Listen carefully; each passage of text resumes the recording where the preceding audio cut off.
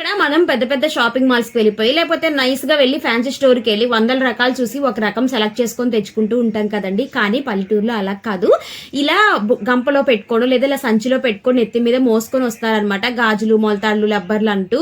అలాగే కొన్ని సార్లు బండి కూడా నెట్టుకుంటూ వస్తారు. బండి నెట్టుకుని వచ్చే వాళ్ళకన్నా కొంచెం ఏమో ఎక్కువ రకాలు ఉంటాయేమో, కానీ పాపం వీళ్ళ దగ్గర మాత్రం ఒక 4-5 రకాలే ఉంటాయి. కానీ ఆ గంప కాస్త కింద పడిందంటే ఆ గాజులు మొత్తం పగిలిపోతాయి కదండి. వాళ్ళకి మొత్తం లాసే అవుతుంది కదా. వాళ్ళ ఈ ఊరు కూడా కాదు, ఏదో ఊరు నుంచి ఎర్లీ మార్నింగ్ బస్ ఎక్కి ఈ ఊర్లో దిగేసి కాస్త ఈ ఊరంతా తిరిగి కొంత సేల్ అయిన తర్వాత మళ్ళీ బస్ ఎక్కి వేరే ఊరికి వెళ్తూ ఉంటారు. నాకు అనిపించింది పాపం మనం వెళ్ళడం అవసరమా, సేల్ అవుతాయా లేదా అని వాళ్ళు ఇంట్లోనే ఆగిపోతే ఏది కూడా సంపాదించుకోలేరు కదా.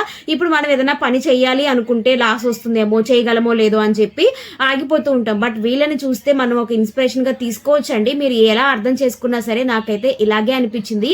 తను చిన్న వయసు అనమాట.